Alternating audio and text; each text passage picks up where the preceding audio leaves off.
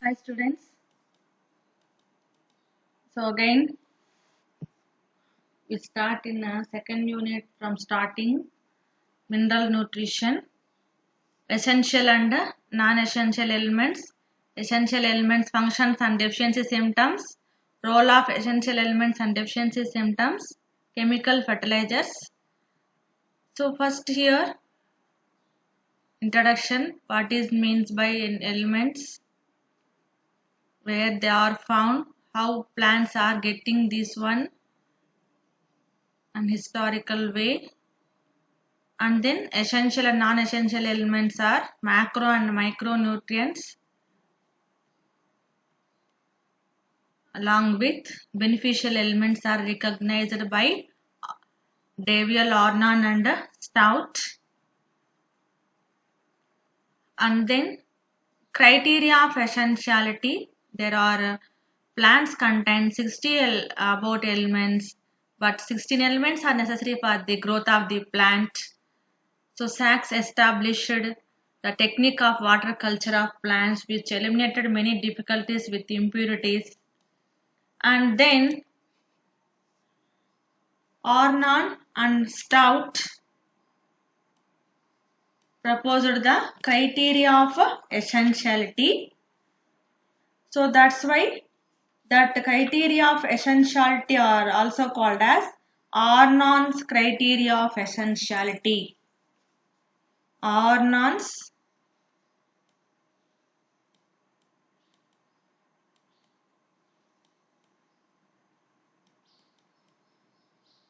Criteria of essentiality, ఆర్నాన్ ఆవశ్యక సూత్రాలు అని కూడా పిలువబడుతుంది.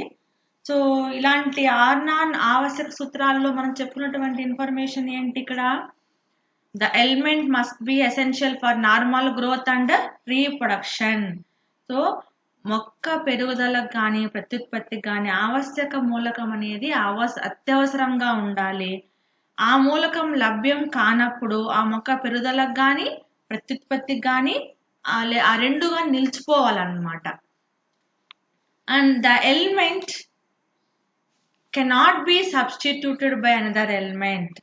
సో అలాంటి ఎలిమెంట్కి ఆల్టర్నేటివ్గా మరొక మూలకం అనేది ఎలిమెంట్ అనేది నిర్వర్తించకూడదు. And the concern element should directly be involve in some function with in the plant.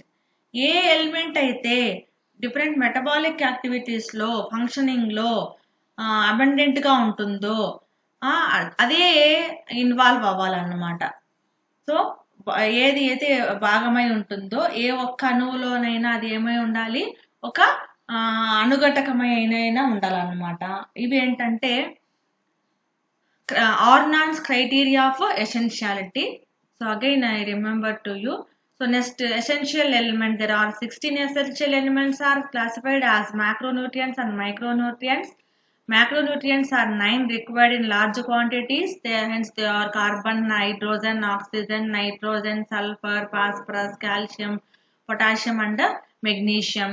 Whereas 7 micronutrients are required in small quantities. They are ferrous, manganese, boron, cobalt, zinc, molybdenum and chlorine.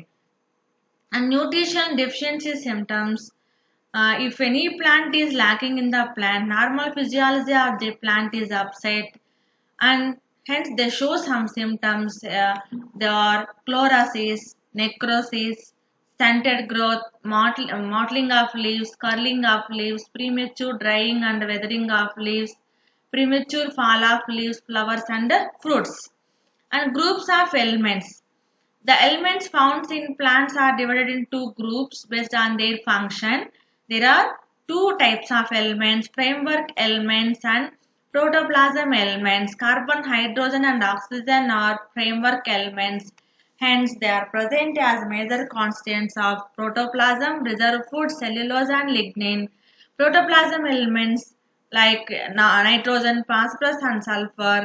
Hence, they are to the protein and other components of the protoplasm, including calcium and magnesium. Protoplasm elements divided into two groups.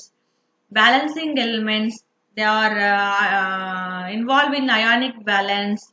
like magnesium, calcium, potassium, and sodium and chlorine. And the some are act as catalytic elements or catalytic agents on formation of enzymes, etc. Copper, zinc, molybdenum, ferrous, chlorine, boron, magnesium, etc. And the classification of plant nutrients based it depends on the mineral decomposition, concentration, physiological functions classified into different kinds. Based on the physiological group of nutrients, six groups are recognized. Group 1 are organic and inorganic compounds, example nitrogen, phosphorus, sulfur, calcium, boron, ferrous, and magnesium. And some are act as activators of enzymes, potassium, magnesium, calcium, iron, zinc, manganese, copper, molybdenum, sodium, and chlorine. And some are redox systems and electron transport, phosphorus, sulfur, ferrous, manganese, copper, and molybdenum. And some are osmotic regulators and ionic balancing elements like potassium, sodium, and chlorine. And some are stimulating elements. They are cobalt, chromium, nickel, strontium, lithium, ferrous, selenium, silicon. And some are toxic heavy metals and other elements like cadmium, chromium, mercury, nickel, selenium, etc.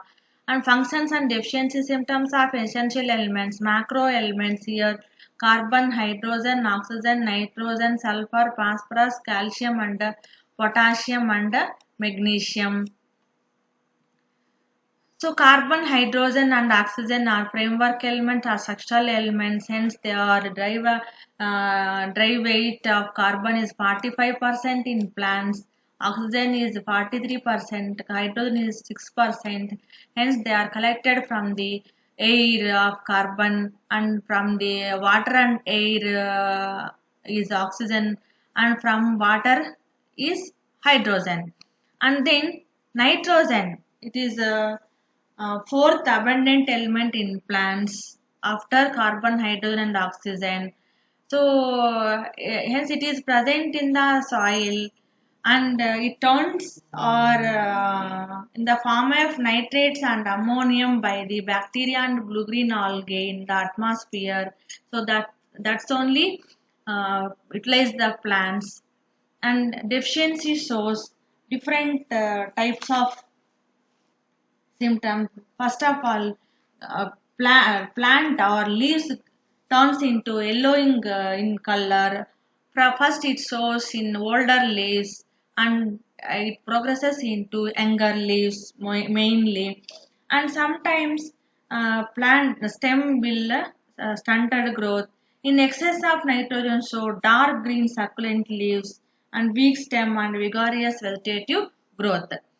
And then sulfur, it abundantly in plants are required plants by plants into 0.1%, especially absorbed from the soil in the form of sulfate. Little quantities of sulfur dioxide enter through stomata when present in polluted air. And functions, they are present in uh, amino acids like cysteine, and methionine. It is present in also vitamins like bicomplex vitamins like thiamine, biotin, and coenzyme A. Also present in sulfohydryl groups. It gives pungent odor to mustard family, onion, and garlic. And it favors root formation, chlorophyll formation, food formation, and cell division. And deficiency symptoms shows like nitrogen. Here I show you picture. And then phosphorus.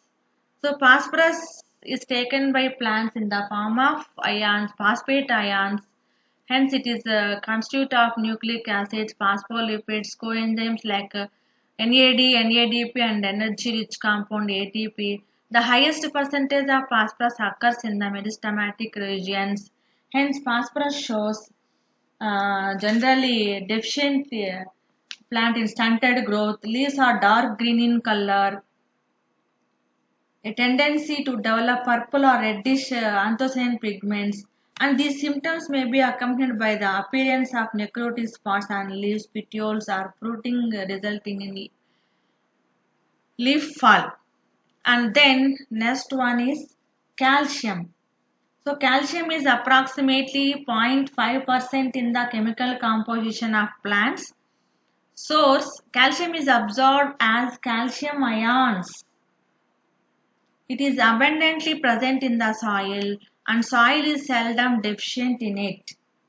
And functions: calcium is important in the synthesis of middle lamella of cell wall. It is associated with phospholipids of cell membrane as calcium ions, and it is necessary for maintenance of permeability of membrane. Maintenance of permeability of membranes. It functions as activator of some enzymes like amylase, ATPase and phospholipase. And it is necessary in small amounts for mitosis. So calcium అనేది మొక్కలకు ఎంతవరకు ఉపయోగపడుతుంది అంటే 0.5% వరకు ఉపయోగపడుతుంది. So ఇది ఏ రూపంలో ఉంటాయంటే కాల్షియం 2+ అయాన్స్ రూపంలో ఉంటుంది. సో జనరల్గా ఇది ఎక్కడి నుంచి గెట్ చేయబడతాయంటే మెయిన్గా సాయిల్ నుంచే. సో ఈవెన్ సాయిల్లో కూడా ఇది ఎక్కువగా డెఫిషియెంట్గా ఉంటుందన్నమాట. సో అలాంటి డెఫిషియెంట్గా ఉండే ఈ మూలకము ఒక క్రియాత్మక నిర్మాణాత్మక పాత్ర నిర్వర్తిస్తుంది అనమాట. ఎందుకంటే so generally it is present in middle lamella of cell wall. So into calcium pectate. So ఇది ఏ రూపంలో ఉంటుంది అంటే కాల్షియం పెక్టేట్ రూపంలో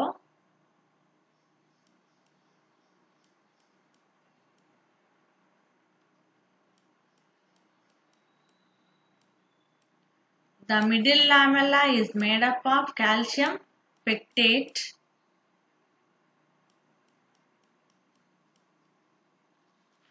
సో అట్లాగే ఈ మెంబ్రెయిన్స్ ఇవన్నీ ఏర్పడడానికి అవి ఎలా వచ్చేస్తాయంటే పెర్మెబుల్ మెంబ్రెయిన్ గా వచ్చేస్తాయి. సో అలా పెర్మెబుల్ మెంబ్రెయిన్ గా వచ్చేయడానికి మెయిన్ గా ఇక్కడ ఏంటంటే different microtubules act as permeability membrane in the cell wall or membrane.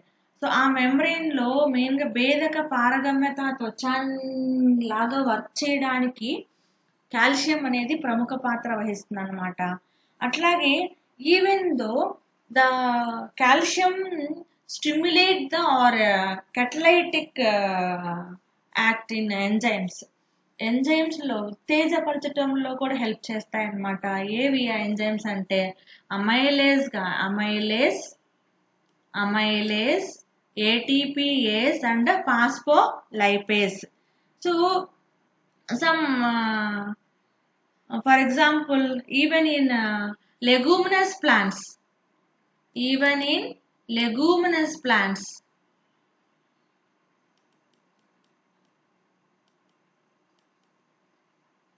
soya chunks, soya peas like that having to produce root nodules.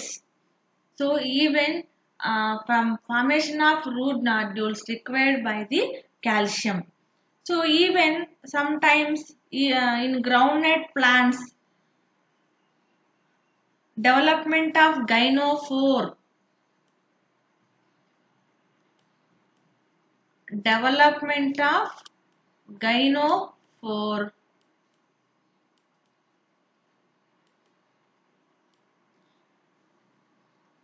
by using of this calcium.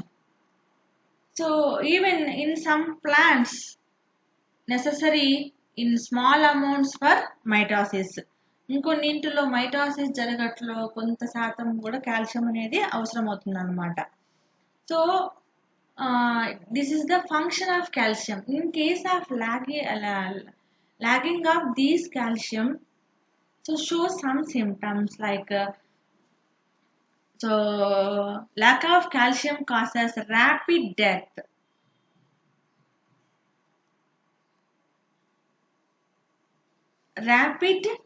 death of growing regions of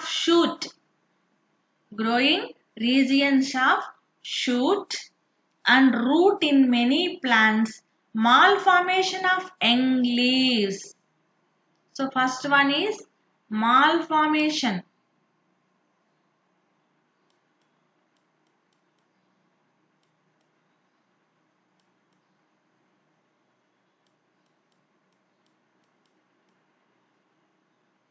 Malformation of young leaves, chlorosis of young leaves, along margins. So here chlorosis.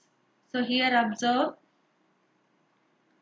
stunted roots, reduced flowering and fruiting, deficiency symptoms appear in younger leaves.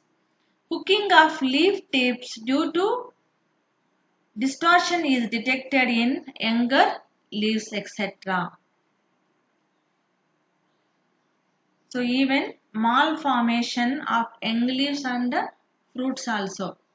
So ఇక్కడ నేను different plants చూపించాను. ఇక్కడ వచ్చి grasses plant sorghum and maize ప్లాంట్లు sorghum. So ఈ plant లో observe చేస్తే leaves అంతా ఎలా అయిపోయింది చూడండి.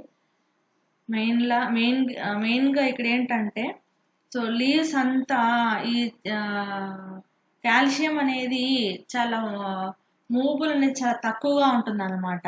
సో కాబట్టి ముందుగా వాటి సిమ్టమ్స్ అనేటివి షూట్స్ లో ఏ ప్లాంట్ ఏ పార్ట్ లో కనపడుతుంది, షూట్స్ లో కాండ భాగంలో ముందుగా చూపిస్తుంది. ఆ తర్వాత రూట్ పార్ట్ కి కనబడుతుంది అనమాట. సో ఫస్ట్ ఈ షూట్ కానీ రూట్ పార్ట్లలో మెయిన్గా ఎట్లా కనపడుతుందంటే సో వాటి యొక్క గ్రోతింగ్ అనేది రెడ్యూస్ అయిపోయినట్టుగా ఉంటుంది. ఈ ఎపికల్ పోర్షన్ లో యంగర్ పార్ట్స్ డెవలప్ అయ్యే పోర్షన్స్ లో మెరిస్టెమ్ టిష్యూస్ అనేటివి డ్యామేజ్ అయినట్టే కనపడతాయి అన్నమాట. సో అండ్ దెన్ లీవ్స్ అంతా ఎలా ఉంటాయంటే క్లోరోసిస్ ఎల్లోయిష్ కలర్ గా కనపడతాయి. ప్లస్ ఎండ్స్ అంతా బ్లాకిష్ గా మారుతాయి ఇట్లాగా. సో వీటి వల్ల ఏమవుతుందంటే పొటాటోస్ అంతా వంకర్లుగా ఏర్పడతాయి అన్నమాట. టొమాటోలో ఫ్రూట్స్ ప్రాపర్ గా డెవలప్ అవ్వవు. కానీ ఇక్కడ మన ఇండియాలో కాల్షియం అనేది అంత డెఫిషియన్సీ అనేది కాదు అనేది ఐడెంటిఫై చేశారనమాట. సో పెద్దగా ఉండదు. సో ఇన్ కేస్ ఉంటే ఇలాంటి సిమ్టమ్స్ అనేది కనబడుతుందని ఇంట్రడ్యూస్ చేశారనమాట. సో మెయిన్ గా ఇక్కడ కాల్షియం అనేది 0.5% మొక్కలు యూటిలైజ్ చేసుకుంటాయి. సాయిల్లో కాల్షియం అనేది ఏ రూపంలో ఉంటుందంటే కాల్షియం అయాన్ రూపంలో ఉంటుంది.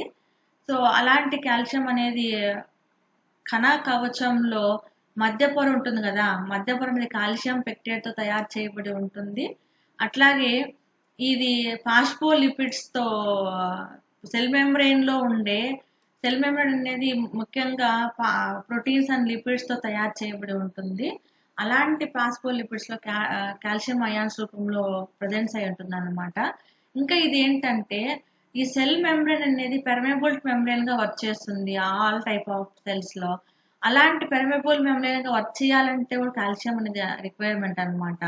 ఇంకా కొన్ని ఎంజైమ్స్ లో ఉత్ప్రేరకాలుగా వర్క్ చేస్తాయి. అవి ఏంటంటే అమైలేజ్ ఎంజైమ్ కానీ, ఏటీపీఏజ్ ఎంజైమ్ కానీ, ఫాస్ఫోలైపేజ్ ఎంజైమ్ లో కానీ ఉత్ప్రేరకాలుగా అంటే ఒక చర్యని వేగవంతం చేయడానికి కావాల్సినటువంటి స్టిమ్యులేషన్స్ ఇవ్వడానికి హెల్ప్ చేస్తుంది. ఇంకొకటి ఏంటంటే డివిజన్ జరిగేట్లు మైటాసిస్ డివిజన్ జరిగేట్లు కూడా హెల్ప్ చేస్తాయి. ఇంకొన్ని ఈ లెగ్యూమినస్ ప్లాంట్స్ లో రూట్ నాడ్యూల్స్ ఏర్పడాలన్నా కూడా కాల్షియం అవసరము. ఇంకొన్ని గ్రౌండ్ నట్ ప్లాంట్స్ లో ఈ గైనోఫోర్ మనము ఈ ఓవరీ ఉంటది కదా, సో ఓవరీ యొక్క స్టాక్ పార్ట్ డెవలప్ అవ్వాలి అంటే దాన్ని ఈ ఓవరీ యొక్క స్టాక్ పార్ట్ ఏమంటామంటే గైనోఫోర్ అంటాం, లేదా అండకోశ వృంతము అంటాము. సో ఈ డెవలప్మెంట్ జరగాలంటే కూడా మనకు అక్కడ మొక్కలకి కాల్షియం అనేది అవసరం అన్నమాట. సో ఇన్ కేస్ కాల్షియం లోపిస్తే ఏం జరుగుతుందంటే ముందు కాండ భాగంలోను, తర్వాత వేరు అగ్ర భాగంలోను, తర్వాత యంగర్ లీవ్స్ లోను ఎక్కువగా సిమ్టమ్స్ చూపిస్తాయి. ఇక్కడ ఏంటంటే ఎక్కువగా లీవ్స్ అనేటివి ఏ కలర్ లేక మారుతున్నాయి అంటున్నాం, ఎల్లోయిష్ కలర్ లేక మారుతున్నాయి అంటున్నాం. అట్లాగే లీఫ్ ఎండ్స్ అంతా ఇట్లా బ్లాకిష్ గా మారుతాయి. మాల్ ఫార్మేషన్ జరుగుతుంది. అలా మాల్ ఫార్మేషన్ అంటే ఏంటి, అబ్నార్మల్ గా ఉంటాయి అన్నమాట. నార్మల్గా ఉండాల్సినటువంటి సైజు కంటే వేరే సైజు ఏర్పడతాయి. సో అలా వేరే సైజు ఏర్పడ్డానే ఏమంటామంటే మాల్ ఫార్మేషన్ అంటాం. సో అట్లాంటి బంగాళాదుంపలు అలాగే ఏర్పడతాయి అన్నమాట. ఈవెన్ టొమాటోల్లో కూడా అలాంటి సిమ్టమ్స్ ప్రాపర్గా ఏర్పడవు అన్నమాట. ఇవంతా ఏంటంటే కాల్షియం డెఫిషియన్సీ వల్ల జరుగుతుంది అని. And then potassium. So calcium తర్వాత ఉండే అనదర్ ఎలిమెంట్ ఏంటంటే potassium. So potassium present in the plant is about 1% of the dry weight of the plant. So plant యొక్క బరువులో 1% పొటాషియం అనేది ఉంటుంది. సోర్స్ తీసుకున్నట్టయితే potassium is an exchangeable cation. ఇది ఎలా work చేస్తుందంటే exchangeable cation. Plants absorb K plus potassium ions in large amounts. It has no structural role in plants and it does not enter the composition of any organic compound. However, it is essential for functioning of about 40 enzymes as an activator. It is abundantly present in young part like birds, root tips than in old parts. And potassium deficiency. Sorry, ఇక్కడ potassium అంటే కే అని పెట్టాలి, నేను పీపీని పెట్టాను ఇక్కడ షార్ట్లో అనమాట. కానీ ఇక్కడ పొటాషియం సింబల్ ఏంటి, కే, అది గుర్తించగలరు. So potassium deficiency effects respiration, photosynthesis and chlorophyll development. The best known function of potassium ions is its role in stomatal opening and closing. So ఇక్కడ ముఖ్యంగా పొటాషియం అనేది మొక్క యొక్క డ్రై వెయిట్లో పొడి బరువులో పొటాషియం ఎంత శాతం ఉంటుందంటే 1% ఉంటుందన్నమాట. ఇక్కడ ఏంటంటే ఎక్స్చేంజ్ అవుతా ఉంటుంది అనమాట పొటాషియం. ఎక్కడ చెప్పుకున్నాం మనం ఎక్స్చేంజ్లో, in stomatal opening and closing. So when water molecules are entered into guard cells, so that time potassium ions are exist from the guard cells. And when exist of protons from the guard cells, that time potassium ions are inert into the guard cells. This means exchangeable cation. ఇది ఏం జరుగుతూ ఉంటుందంటే exchange అవుతా ఉంటుంది అనమాట, ఎప్పుడు stomatal opening and closing టైంలో. So అలాంటిది ఇది ఏంటంటే ఎలాంటి ఆర్గానిక్ సబ్స్టాన్సెస్లోనూ ఇది అబండెంట్గా ఉండదు. So it doesn't enter the composition of any organic compound. ఎలాంటి ఆర్గానిక్ కాంపౌండ్లో ఇది అంతర్భాగంగా ఉండదు అనమాట. బట్ సమ్ ప్లాంట్స్, కొన్ని మొక్కల్లో మాత్రము కొన్ని మెటబాలిక్ యాక్టివిటీస్లో ఏంటంటే ఆస్మాటిక్ పొటెన్షియల్ కంట్రోలింగ్ కానీ, even stomatal opening and closing టైమ్స్లో కానీ, ఇంకొన్ని సెల్స్లో క్యాటయాన్గా, ఇంకొన్ని సెల్స్లో ఆనయాన్గా కూడా ఇది వర్క్ చేస్తుంది అనమాట. ఈవెన్ రెస్పిరేషన్స్లో కార్బోహైడ్రేట్ లైసిస్లో కానీ, ఈవెన్ ఫోటోసింథసిస్లో క్లోరోఫిల్ డెవలప్మెంట్ కానీ, ఆర్ స్టార్చ్ సింథసిస్ లో కానీ హెల్ప్ చేస్తుంది అనమాట. Even it act as catalytic in enzymes. Even however it is essential for functioning of about 40 enzymes as an activator. So ఇది 40 రకాల ఎంజైమ్ని యాక్టివేట్ చేయడానికి తోడ్పడుతుందంట. And it is abundantly present in young part like buds, root tips than in old parts. So ఇవి ఎక్కువగా ముదురు భాగాలైనటువంటి పత్రాలు కానీ, కాండం కానీ కంటే కూడా లేత పత్రాల్లో ఎక్కువగా ఇది కనబడుతుంది మొక్కల్లో.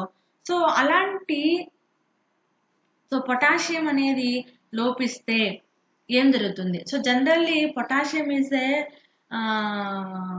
Movable, very active element. It deficiency result in yellowing of leaves. So leaves అంతా ఎలా ఉంటాయంటే మాటల్డ్ క్లోరోసిస్ గా ఏర్పడుతుంది అనమాట. And starting in older leaves. So first ఇక్కడ ఓల్డర్ లీవ్స్ కి కనబడి తర్వాత it spreading in younger leaves. తర్వాత ఇది యంగర్ లీవ్స్ కి స్ప్రెడ్ అవుతా ఉంటుంది అనమాట. So as in all deficiencies growth in retarded and stems are weak so that plants are readily bending or lodged in cereals. So అలాంటి టైంలో ఎక్కువగా cereals తృణధాన్యాలు అంటాం కదా, మామూలుగా మోనోకాట్ ప్లాంట్స్ అయినటువంటి రైస్, మేజ్, సోర్గము, ఇలాంటి బాజ్రా, ఇలాంటి ప్లాంట్స్ అంతా ఏమవుతాయంటే వంగిపోతాయి అన్నమాట. ఏంటి? పొటాషియం డెఫిషియన్సీ వల్ల అన్నమాట. సో మెయిన్గా ఇది పొటాషియం అనేది చాలా చలనశీలంగా ఉంటుంది, మూవబుల్గా ఉంటుంది. సో కాబట్టి ఇది ముందు ఎక్కడ కనపడుతుందంటే, సో ఓల్డర్ లీవ్స్ లో, ముదురు పత్రాల్లో కనపడుతుంది. అలా ముదురు పత్రాలు ఏమైపోతాయి, మొత్తం ఎండ్స్ కానీ, లేదంటే మొత్తం గోధుమ రంగులో కానీ, లేదంటే ఎల్లోయిష్ కలర్ గా కానీ, పసుపు రంగులో కానీ మారి మచ్చలుగా ఏర్పడతాయి అన్నమాట.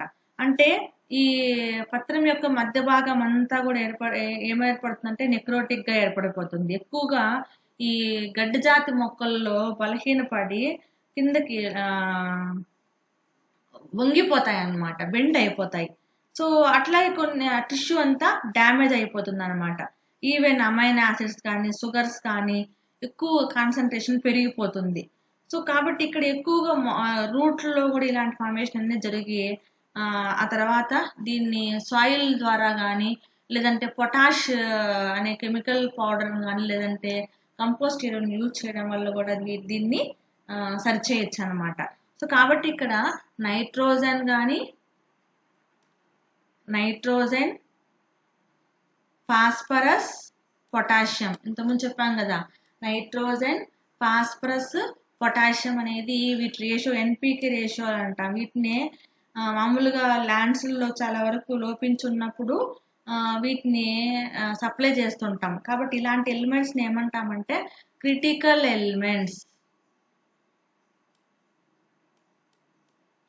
ఏమంటున్నాం? క్రిటికల్ ఎలిమెంట్స్ అంటాం.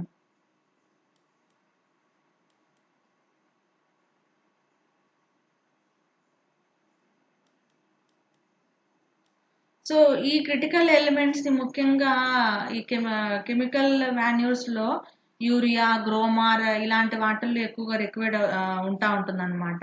సో ఇది ఏ రేషియోలో ఉంటుందంటే 20:20:20. మీరు అడ్వర్టైజెస్ లో చూస్తానే ఉంటారు 20:20:20 అని, లేదా 17:17 అని, 19:19 అని, లేదా 20:20 అని. ఈ రేషియో ఏది అంటే నైట్రోజన్, ఫాస్ఫరస్, పొటాషియం యొక్క రేషియో అన్నమాట. And then magnesium. So magnesium constitutes 0.2% of the dry weight of the plant. So magnesium is absorbed as magnesium 2+ ions from the soil. Function is magnesium is a component of chlorophyll, without which photosynthesis would not occur. Magnesium pectate occurs in the middle lamella. The binding of two subunits of ribosomes during protein synthesis is controlled by magnesium ion concentration. It is an activator of enzymes involved in the synthesis of nucleic acids, ATP molecules and carbohydrate metabolism. It activates phosphate transfer enzymes. So magnesium అనేది ఎంత వరకు ఉంటుంది మొక్కలో అంటే 0.2% వరకు ఉంటుంది. ఇది ఏ రూపంలో ఉంటుందంటే నేలలో మెగ్నీషియం అయాన్స్ రూపంలో ఉంటుంది. సో ఇలాంటి మెగ్నీషియం అయాన్ రూపంలో ఉండే ఇది క్లోరోఫిల్ అణువులో మెగ్నీషియం లేకపోతే ఫోటోసింథసిస్ అనేది జరగదన్నమాట. సో కాబట్టి క్లోరోఫిల్ స్ట్రక్చర్ అనేది ఫామ్ అవ్వాలంటే ఏముండాలి? మెగ్నీషియం అయాన్ అనేది ఉండాలన్నమాట. సో అలాంటి మెగ్నీషియం అనేది మిడిల్ లామెల్ ఎంత కాల్షియం పెటేట్ అని చెప్పుకున్నాం కదా, even some plants made up of magnesium pectate ion రూపంలో ఉంటుంది.